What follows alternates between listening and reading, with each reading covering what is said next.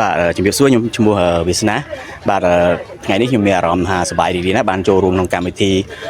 ដាក់ការដាក់ប្រាសាទព្រះវិហារចូលជាបេតិកភណ្ឌពិភពលោកលើកទី18នេះបាទដោយសារកម្មវិធីយើងរៀបចំ8គីឡូដើម្បីអបអរដោយសារយើងកតុយលេខ8អញ្ចឹងខ្ញុំធ្វើបានអន្តរវេលា43នាទីបាទសម្រាប់ខ្ញុំជាកីឡាករដែលរត់ដើម្បីសុខភាពអញ្ចឹងសម្រាប់ខ្ញុំគឺល្អប្រសើរសម្រាប់អន្តរវេលានេះបាទសម្រាប់ខ្ញុំមិនថាតែកម្មវិធីនេះទេប៉ុន្តែវាល្អទាំងថាយើងលើកស្ទួយជំរុញនៅវប្បធម៌ជាតិគ្រប់កម្មវិធីកីឡារត់ទាំងអស់ខ្ញុំសូមលើកទឹកចិត្តឲ្យបងប្អូនយើងចាប់ផ្ដើមមិនថាចាប់ពីអាយុប៉ុន្មានទេព្រោះយើងដើម្បីសុខភាពទី1បាទទី2យើងអត់មានការប្រកួតប្រជែងទេយើងអាចចូលរួមដោយសេរីអញ្ចឹងដើម្បីសុខភាពផងដើម្បីឲ្យមានការលើកស្ទួយវិស័យកីឡារត់នេះផងដែរបាទសម្រាប់ខ្ញុំជួយច្រើនពីមុនខ្ញុំជិះកង់ទេហើយខ្ញុំចាប់ផ្ដើមកីឡារត់នេះដោយសារខ្ញុំខូចកង់ទៅខ្ញុំចាប់ផ្ដើមពីឆ្នាំ2022មកដល់ឥឡូវគឺ4ឆ្នាំហើយខ្ញុំរត់រហូតហើយខ្ញុំអត់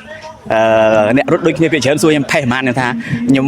ញឹមឲ្យប្រាប់គាត់ថាខ្ញុំរត់ដើម្បីសុខភាពទេខ្ញុំអត់គិតរឿងផេះទេបាទដោយសារថ្ងៃនេះយើងរត់អបអរសាទរការដាក់ប្រាសាទព្រះវិហារអញ្ចឹងខ្ញុំមានទាំងទង់ជាតិនៅខាងខ្នងផងហើយនឹងវោផងបាទទី1គឺដើម្បីល្អខ្លួនទី2ដើម្បីសម្គាល់អត្តសញ្ញាណជាតិរបស់យើងផងបាទសម្រាប់ខ្ញុំដូចជាលើខាងដើមអញ្ចឹងគឺកីឡារត់នេះឥឡូវយើងកំពុងតែផុសផុលហើយបាទខ្ញុំឃើញថាបងប្អូនយើងចូលរួមបានច្រើនហើយយើងមានកម្មវិធីច្រើនហើយយើងក៏មានក្លឹបរត់ច្រើនដែរហើយក្នុងខ្ញុំសូមផ្ដល់ជាអនុសាសន៍ឲ្យពួកគាត់ពេលដែលចាប់ផ្ដើមហ្នឹងគួរតែ